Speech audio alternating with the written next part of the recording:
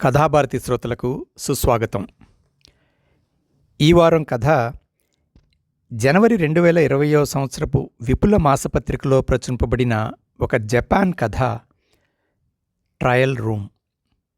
రచన యుకికో మొటోయా. తెలుగు అనువాదం రాధారాణి. కథ చివరిలో రచయిత్రి యుకికో మొటోయా గురించి వికీపీడియాలో ఉన్న సమాచారం యథాతథంగా చదివి వినిపిస్తాను శ్రోతల సౌలభ్యం కోసం. ముందు కథలోకి వెళదాం. కథ పేరు ట్రయల్ రూమ్. ఆమె లోపలికి వెళ్ళి చాలాసేపు అయింది. ఇప్పుడప్పుడే బయటకు వచ్చే ఛాయలేమీ కనబడలేదు.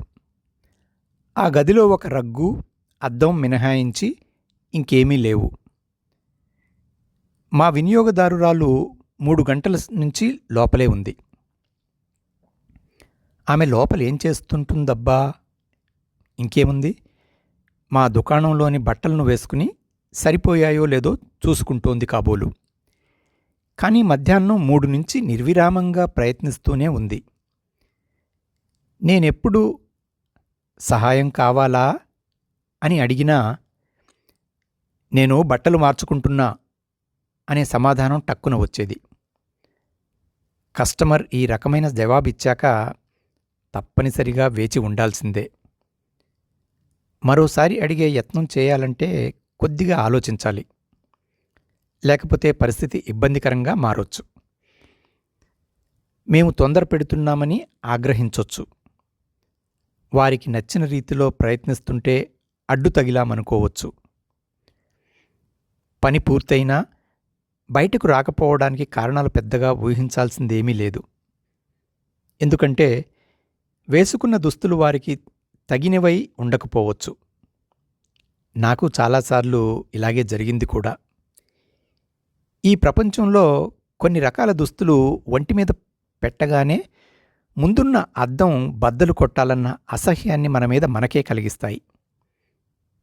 ఎందుకంటే అందులో మన రూపాన్ని అవి వికృతంగా చూపిస్తాయి గనుక. అటువంటి దుస్తులు మిమ్మల్ని చిన్నపిల్లల్లాగా లేదా విదూషకునిలా ఉన్నట్లు కనిపించి చిరాకు తెప్పిస్తాయి. మొదట్లో నేను ఇదే కారణమై ఉండొచ్చని అనుకున్నాను. నేను పనిచేసే దుకాణం మిగిలిన అన్నింటికంటే ప్రత్యేకమైనది. ఆధునికమైన వస్త్రాలను అమ్మడంలో పేరు పొందింది. అందుకే దేశ విదేశాల్లో మా షాపుకి వినియోగదారులున్నారు. మా కస్టమర్లు కొంత ప్రత్యేకమైన వాటిని ధరించి ట్రయల్ రూమ్లోంచి బయటకు రావడానికి, పెద్ద పెద్ద అద్దాల్లో చూసుకోవడానికి సందేహించటం అసాధారణమేమీ కాదు. మా దుకాణంలో దొరికే వస్త్రాలు ఖరీదైనవి కావడంతో కస్టమర్ల ఇష్టానికి వ్యతిరేకంగా మేమేమీ చేయం. నచ్చినంతసేపు వారిని అలా వదిలేసి ఎలాగైనా మా దుస్తులను కొనేలా చేయడమే మా వృత్తి. మా కస్టమర్ బయటికి వచ్చే వరకు వేచి ఉండటం తప్ప నేను చేయగలిగిందేమీ లేదు. కనుక మళ్ళీ ఆమెను సంప్రదించే లోపు స్టాకు వివరాలు చూసుకుంటూ కూర్చున్నాను. నా మనసులో మెదిలే ఆలోచన మాత్రం ఆమె ఇప్పటికే చాలా ఎక్కువ సమయం తీసుకుందని. పరదా బయటే నిలబడి మళ్ళీ అడిగాను, నా సహాయం ఏమైనా అవసరమా? నాకేమీ అవసరం లేదు, నేను చూసుకోగలను టక్కున వచ్చింది జవాబు.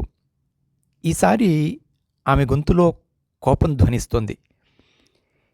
ఇంతకంటే మంచివి రోజూ వేసుకోవడానికి మరేమీ లేవా? ఇవి మరీ పార్టీల్లో వేసుకునేవిగా ఉన్నాయి. నేను వీటిని వేసుకోలేను అంది. అదే ఆ సంగతి అనుకుని ఆమెకొక అందమైన చక్కని పువ్వులున్న సిల్క్ గౌన్ తెచ్చి, అది ప్యారిస్ నుంచి వచ్చిందని, ఇంకా అలాంటివి అద్భుతమైన డిజైన్లు ఉన్నాయని చెప్పి అందించే లోపలే నా చేతుల్లో ఉన్న హ్యాంగర్ని పరదా వెనక నుంచి చెయ్యి బయటకు పెట్టి ఒక్కసారిగా లాక్కుంది. చాలాసేపు ఆ గదిలోంచి పెద్ద పెద్ద శబ్దాలు వినపడ్డాయి. నేనేం చెయ్యాలో నాకు అర్థం కాక ఆశ్చర్యంతో నిలబడ్డాను. అక్కడే ఉండాలా, వెళ్ళి నా పని నేను చేసుకోవాలా అని కొంచెం సేపు ఆలోచించాను. వేచి ఉండాలని నిర్ణయించుకున్నాను. మా షాపులో ఉన్న నియమం ప్రకారం ఒక కస్టమర్ వచ్చి వెళ్ళే వరకు వారికి ఒక సేల్స్ పర్సన్ తోడుగా ఉండాలి. వారికి కావలసినవి అందించి వారి చేత దుస్తుల్ని కొనిపించాలి. మా దగ్గర దొరికే దుస్తులు నిజంగానే ప్రత్యేకమైనవి అని, వాటిని ధరించడం ద్వారా గర్వపడే స్థాయిలో ఉన్నారని, ఆ దుస్తులు వారికి అద్భుతంగా నప్పాయని చెప్పటం కూడా మా కర్తవ్యాల్లో ఒకటి. ఆ పని చేయాలంటే మా వినియోగదారుల వయస్సు, రంగు, పొడుగు, వారి వృత్తి, చూడటానికి ఎలా ఉన్నారు వంటి విషయాలు, అన్ని విషయాల మీద మాకు గ్రహింపు ఉండాలి. మా ప్రస్తుత కస్టమర్ నేను ఆవిడని గమనించే లోపే ట్రయల్ రూమ్లోకి వెళ్ళిపోయింది. నేను ఇచ్చిన తేనీరు కూడా తెర వెనుక్కు లాక్కుని నేను ప్రయత్నిస్తున్నాననే సమాధానమిచ్చింది. దాంతో నేను ఆమె ఎలా ఉందో చూసే అవకాశం రాలేదు. నేను చూసిందల్లా ఆమె ఒక్క చేతినే. మీరు సాధారణంగా ఏ సైజ్ డ్రెస్ తీసుకుంటారు? వినయంగా అడిగాను. నేను మర్చిపోయాను. ఎంత ప్రయత్నించినా గుర్తు రావడం లేదు. బహుశా ఆమె చాలా సిగ్గరి అయ్యుంటుంది. మేం పత్రికల్లో ప్రచురించిన మా దుస్తులను చూసి చాలా ధైర్యం చేసి ఇక్కడికి వచ్చి ఉంటుంది. కానీ పాపం మేము ఆమెని చూస్తామని, తన ఒడ్డు పొడవు గురించి భయపడిందేమో, అందుకే ట్రయల్ రూమ్లోంచి రావడానికి జంకుతుందేమో. మీరు ట్రౌజర్స్ ప్రయత్నిస్తారా లేక తరచుగా స్కర్ట్స్ వేసుకుంటారా మేడం? అడిగాను ధైర్యం చేసి. ఒక్కోసారి ట్రౌజర్స్, ఒక్కోసారి స్కర్ట్స్ వేసుకుంటాను. ఆలోచిస్తుంటే నాకు ఒక సంగతి గుర్తుకు వచ్చింది. నా చిన్నతనంలో ఇలాగే ఒక స్త్రీ బట్టలు మార్చుకునే గదిలోకి వెళ్ళి, దాని కింద నుంచి ఉన్న మార్గంలో వెళ్ళి దుకాణంలో బట్టల్ని స్మగ్లర్స్కి అమ్మేదని విన్నాను. బహుశా నా కస్టమర్ ముఖానికి ప్లాస్టిక్ సర్జరీ అయి ఉంటుంది. ఇంకా ముఖంలో సిలికాన్ సర్దుకోలేదేమో. ఈ కథ చెప్పి కస్టమర్ని భయపెట్టి ఆ గదిలోంచి బయటకు రప్పిద్దామనుకున్నాను. అది మా కస్టమర్లకి మేమిచ్చే మర్యాద కాదు. దానికన్నా బయటకు వచ్చి ఈ పెద్ద అద్దంలో సరిచూసుకోండి అని చెప్పడం ఇంకా మంచిది. ఆఫీస్ నుంచి ఇంటికి వెళ్తున్నారా? మీ ప్రశ్నకు ఇక్కడ దుస్తులు కొనడానికి ఏమైనా సంబంధం ఉందా? అడిగిందామె. ఆమె జవాబు విని నాకు బహుశా ఈమెనెవరో ట్రయల్ రూమ్లో అవమానించినందుకు ఆ పగను మా మీద తీర్చుకుంటుందనుకున్నాను. మా కస్టమర్స్ ఏ రకమైన దుస్తులు ధరించినా, ఎంచుకున్నా, లోపలేమనుకున్నా పైకి మాత్రం అద్భుతం అనక తప్పదు. ఆ అపరాధ భావం నాకు అందరికంటే ఎక్కువ. రాత్రి 8 అయింది. దుకాణం మూసేసే సమయం. ఇంకా ఆమె గదిలోనే ఉంది. ఈలోపు అనేకసార్లు పలకరించాను. ఉపయోగం లేకపోయింది. పరదాలు సర్దటం, మీకు కావలసినంత సమయం తీసుకోండి అని చెప్పడం తప్ప ఇంకేమీ చెయ్యలేను. లోపల నుంచి ఆమె ఏవేవో శబ్దాలు చేస్తుంది. అరేరే, అయ్యో అని. మా దుకాణంలో ఉన్న అన్ని సైజులు, అన్ని రకాలు, అన్ని రంగులు ఒకదాని తర్వాత ఒకటి అడిగి తీసుకుంది. మా దుకాణంలో ఉన్న ప్రతి ఒక్క డ్రెస్ ఆమె అడిగినవన్నీ తెచ్చిచ్చాను. మా కస్టమర్ విషయంలో నాకు ఆసక్తి పెరిగింది. ఏదో ముఖ్యమైన సందర్భం కోసం షాపింగ్ చేస్తున్నదేమో.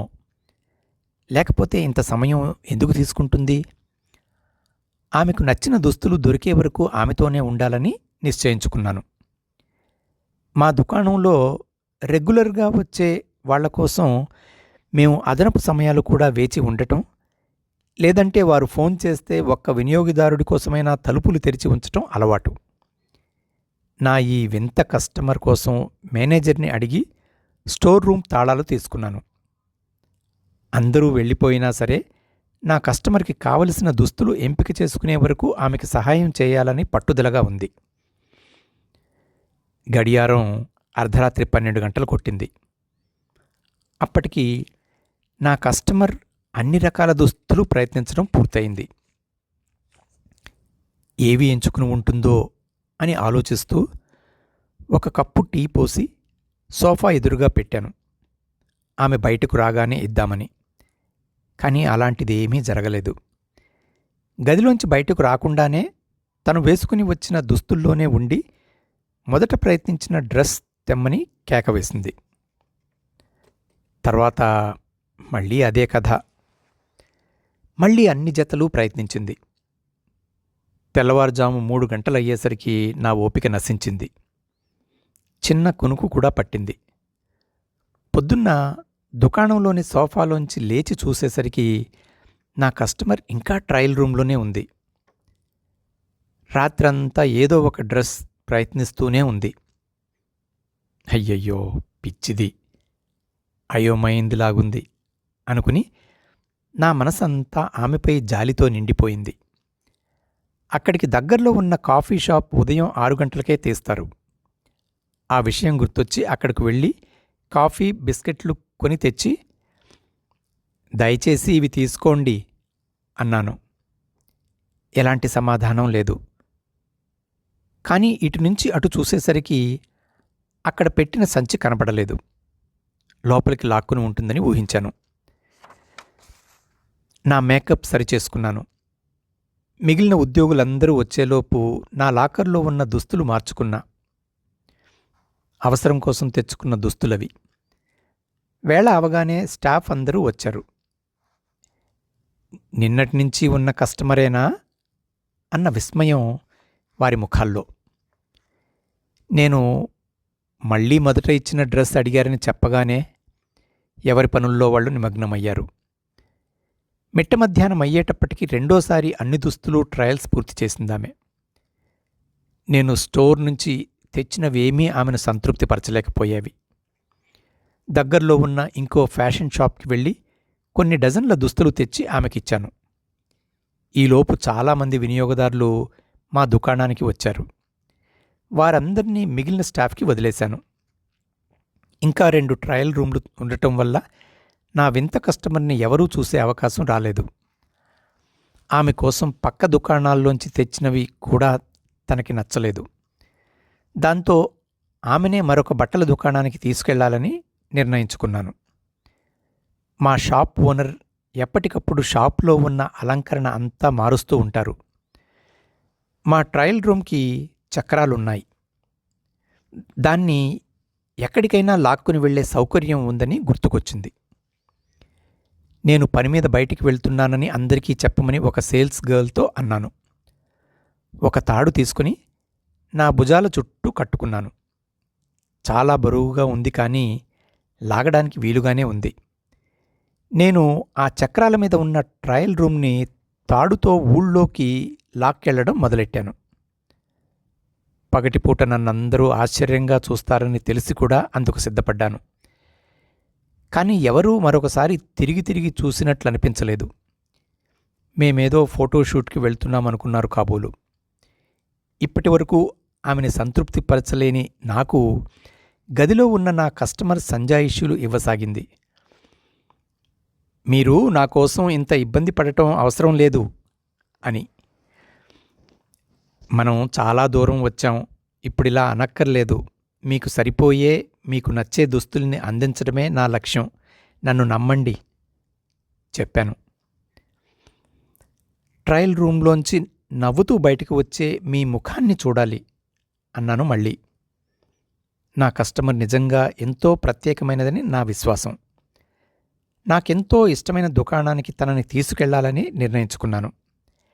అది ఇళ్ల మధ్యలో నిలువుగా ఉన్న కొండకి అటుపక్క ఉంది. దారిలో పోయే వాళ్ళని సహాయం చేయమని అర్థించాను. లోపలేముందో తెలుసుకోవాలని అందరికీ ఆసక్తి.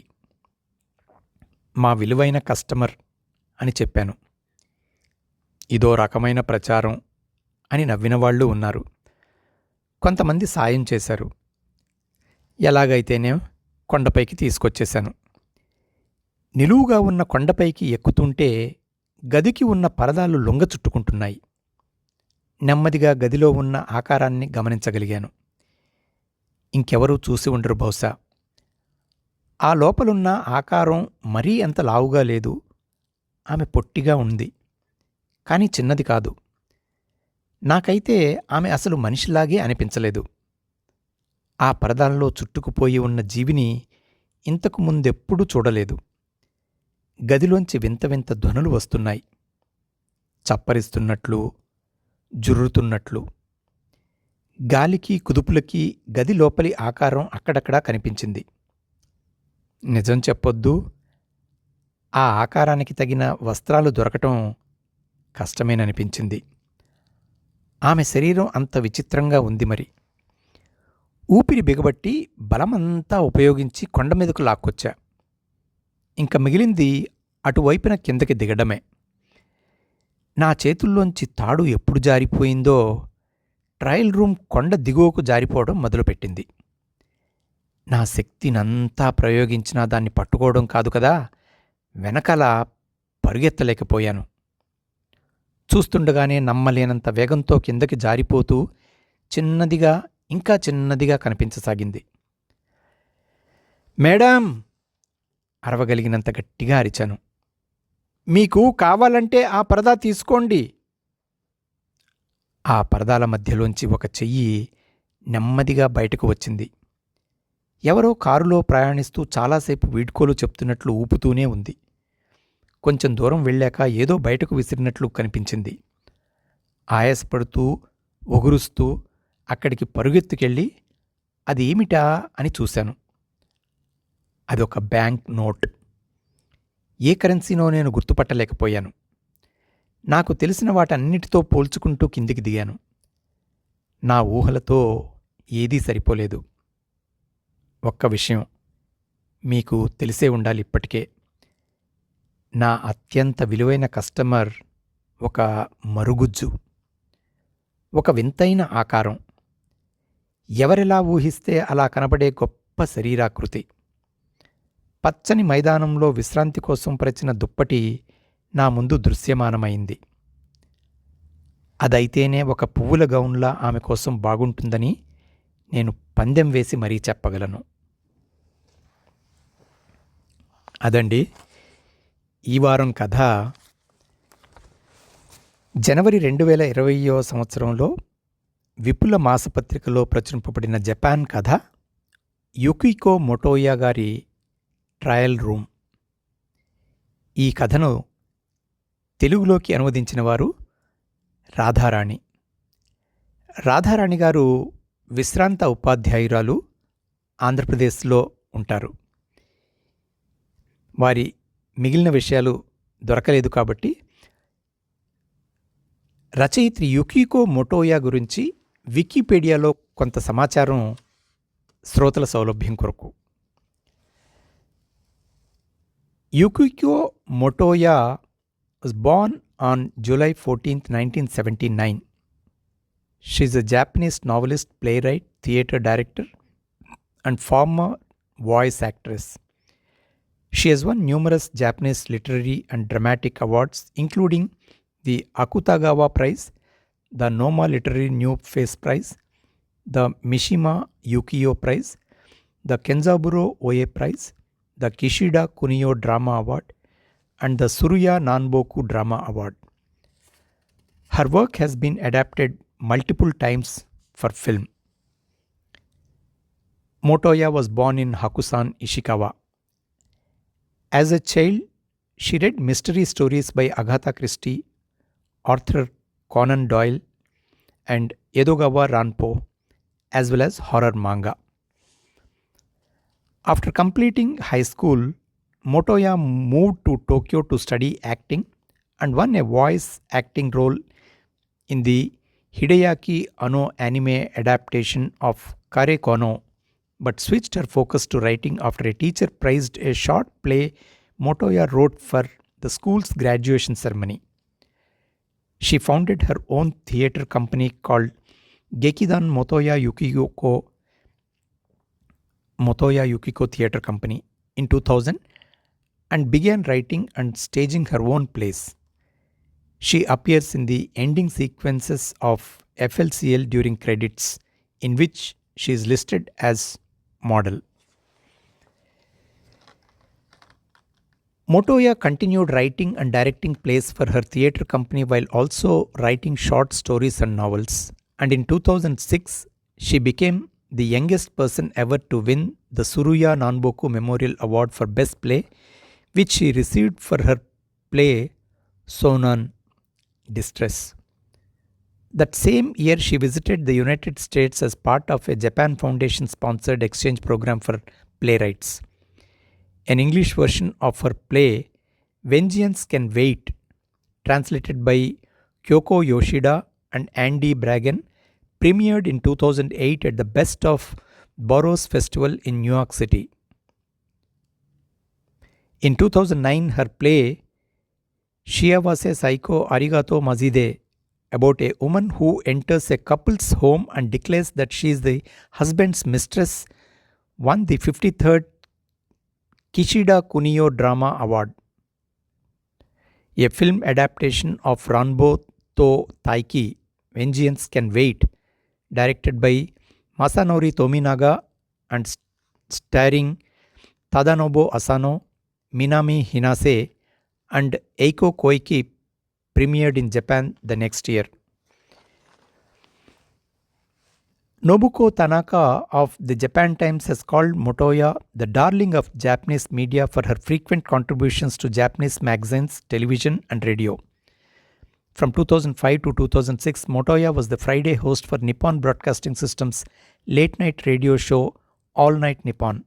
Starting in 2014, she was a regular host for Season 4 of the TBS radio program The Top 5. As of 2017, she is co-host of the Fuji TV documentary series 7 Rules. In her personal life, in 2013, Motoya married the poet, lyricist, and film director Kite Wakachimachi. Her first daughter was born in October 2015. అదండి ఈ వారం కథ trial room, రచయిత్రి యుకికో మొటోయా. ఈ కథ ఇంతటితో సమాప్తం. వచ్చే వారం మరో కథతో కలుద్దాం.